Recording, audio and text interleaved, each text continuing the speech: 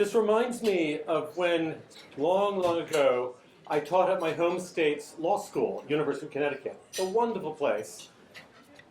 We had just moved into the old seminary buildings of the Hartford Seminary, and so it was not configured quite for your ordinary law school.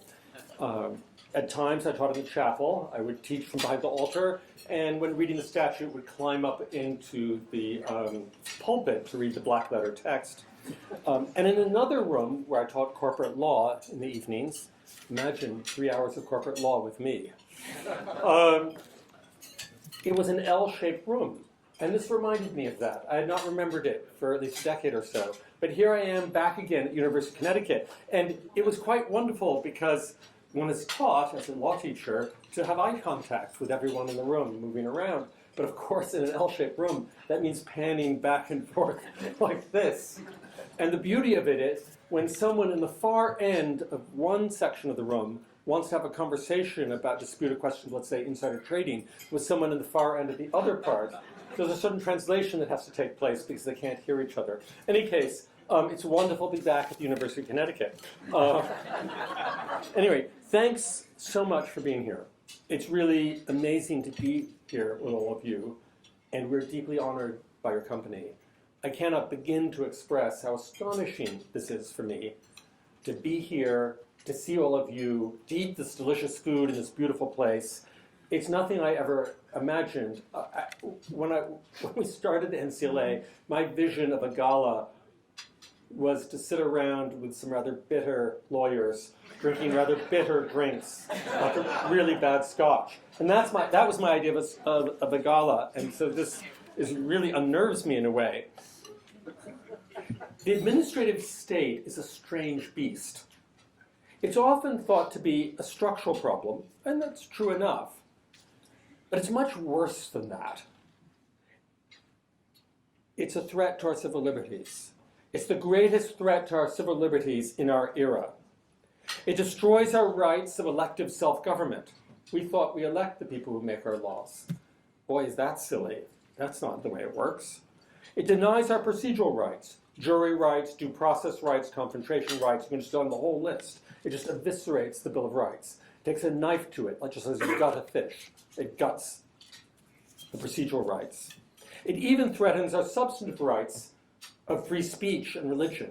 It's a wonderfully effective way of destroying speech rights and freedom of religion.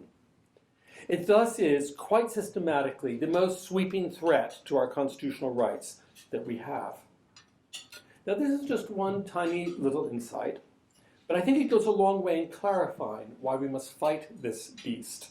There are many people in this town who think that you can invite the administrative state to sit down with you at a dinner at a nice place like this. And you say to the administrative state, it's okay, we understand you're hungry, but we'll split the food, right?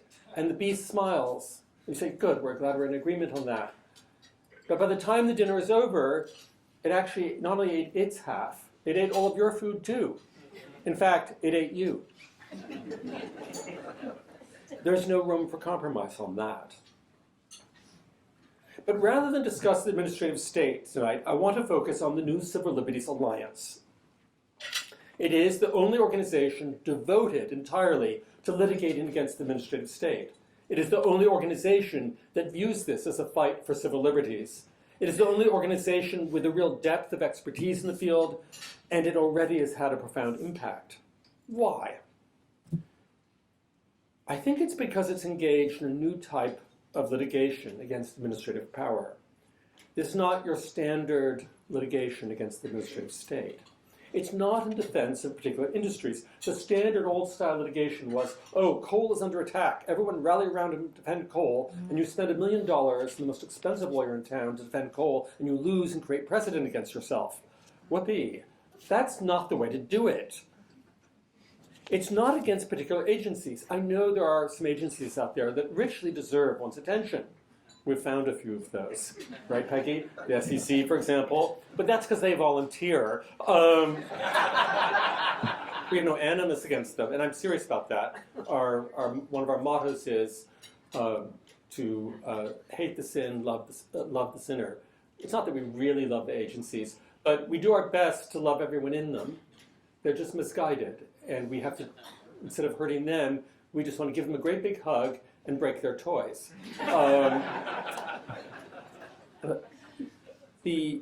We're not aimed to defend particular industries, nor are we aimed to attack particular agencies. It's the last thing we want to do. That's a way of wasting money and time. The goal is to go against the types of power that cut across agencies. If you can go against the types of power, you don't have to sue each agency and you don't have to defend each individual. 10 years ago, who would have imagined that administrative power was still an open question? It was settled. In a little bit of vanity, forgive me, I like to think that my 2014 book changed that. But it's not just a book that makes a difference. But even 5 years ago, who would have thought the Supreme Court might reconsider delegation, might reconsider deference, might reconsider the denial of jury rights, not to mention a host of other administrative horrors. All of those are now on the table. Not fully decided, but not entirely undecided either. Chevron, for example, is the walking dead, right? It's not, we don't have a coroner's certificate at the Supreme Court, but lower courts know that you want to walk around this dead body. And I'm glad to say the Ncla has changed all of this. The Ncla has put these questions on the table. So I want to explain how the Ncla was founded. How did something so improbable come into place? First, let's just admit it, money. I'm just an academic, an ill-dressed academic usually, in New York. But occasionally, notwithstanding my sartorial failures, I'd be invited to parties downtown. And I would go occasionally, that's before I had kids, I would go to these parties and events, and I'd say things that no doubt had sounded foolish. I'd say, hey, we need a new civil rights organization to fight administrative power. And people would look at you as if you're crazy. They smile, it's an academic, or they just walk away. But one day, you go to these again and again and again, you say the same silly thing, and soon you realize perhaps one should not say these things. But then one day I got a different reaction. After I spoke about this for only about 30 seconds, a very nice man said, that's interesting, I can give you $75,000 for that. Whoa, okay, great. Now that doesn't do much, $75,000, but the point was to help you get started. And indeed, shortly afterwards, another gentleman, very nice, this is all individuals who just happen to care about this stuff, offered to give more, much, much more. And we were up and running. And then foundations started to give. And some of the people who did some of this giving are in this room. So thank you. Foundations started to give. And suddenly we're in business. There was a pot of money or potential money. And we had to do something. Of course, as an academic, I'd never done anything in my life. Right? Those who can do, those who can't teach. And there I was, beginning to wonder, whoops, now I've got to do something with it. And then I realized the key was actually not just money, but people, personnel, the right people. So the second thing I want to talk about is our students. Some wonderful students have made an enormous contribution to this organization. Some Yale students were involved, including one, Brian Richmond. Raise your hand, please, so people know who you are. Brian Richmond and Janie, what's her last name now? Popper. Janie Popper. She's a new last name.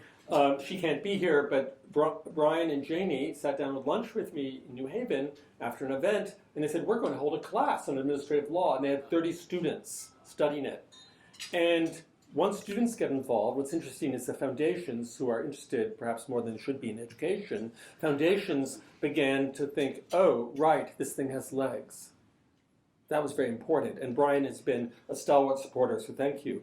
And then some Columbia students got involved. They're off clerking and making money, so they can't be here today, but some Columbia students have been crucial, and continue to be, by the way. There's an increasing network among students across the country, which is marvelous, profound. So students often contribute more than they know. And then third, this is pesky question of who runs the thing, because of course, I don't know how to run an organization. I'm just an academic. And just to make you, I don't want to make this confessional, but just so you understand how improbable this is, I don't study contemporary law. I'm an historian. I talk to the dead. Now, I'm not schizophrenic. They don't talk back. But I talk to the dead. And that is at least until 5 years ago. And so I have no idea how to deal with real people. So suddenly I had this intense need for a director. For a whole summer, I read resumes. One came in after another, and I became increasingly despondent. Many resumes, by the way, were superb. Some came from very distinguished, even famous lawyers. I was honored they applied, but none of them were quite right. At the end of the summer, I was about to give up. Mark Chenoweth's resume arrived. I just took one look at it and said, that's it. I told my wife, it's done. She said, have you talked to him? No, this is it. In any case, I talked to him. That slowed things down, of course. I should have just hired him when I saw the resume. In any case, Mark is an astonishing individual. He's done a wonderful job in jump-starting a new organization. And he's been so successful that in recognition of his talents, the board of directors just recently elevated him to president of the Ncla. So thank you, Mark.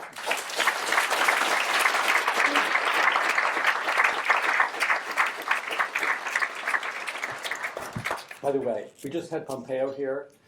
Mark was his chief of staff. If Pompeo wins the presidency, do we lose Mark? So vote against Pompeo. Just kidding. So fourth, we also need, it's not just a director, we need lawyers. And our litigators are the very heart of the organization. They are truffle hounds for smelling out good cases. And I love that. Some just, because they can smell a case from 100 miles away, and they'll go after it and seize upon it, and that's wonderful. They work seamlessly up from pretrial work to trials and up to appeals all the way to Supreme Court. So I just must say I'm immensely proud of our litigators and deeply grateful to them. And I should say also to all the rest of our staff who are just wonderful, including in organizing this lovely event. And then fifth, there are clients. I can't single them all out tonight. I simply want to say thank you to all of our clients. You have stood up for our constitutional freedoms, and I know that can be difficult because actually you're the ones who have to pay a price if things don't work out. It may even be difficult when they do work out. Without you, we'd make no progress against the administrative state. We have some clients here. Would you be kind enough to stand up for a round of applause? Please.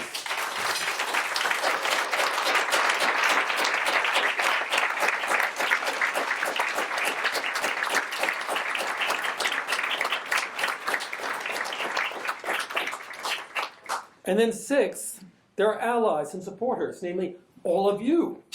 Thank you for your contributions. The fight against the administrative state is not just about organization, it has to be a movement. And that's why we're called an alliance. And we're privileged to be allied with each and every one of you in defense of our civil liberties. We are going to take our Constitution and put it back in the courts. It isn't in the courts at the moment. Precedent is in the court. But we want the Constitution back in the court, and you are each of you contributing to that. Thank you. Now we're going to win this fight, as is already evident from this last few months. We're doing very well, and that's wonderful. But I want to close by disclosing to you a new development. It's a secret weapon. The Pentagon has lasers and other neat toys, perhaps soon some hypersonic missiles. We have our equivalent, and it's important for you to know about it. So I'm going to reveal it to you. This is our special weapon against administrative power. It is the deference doll, we call it in-house. In front it says, doing the deference. And this can help folks understand something called deference, right? With a gentle push, you get, whoops, there we go, need Skidmore deference, right? With a slightly harder push, you get our Kaiser deference. With a full push, you get Chevron deference. And every judge should have this on his desk or her desk to understand this. And of course, we can make it bend over backwards for Brand X deference. This is going to win the fight for us. In any case, thank you. Have a wonderful evening.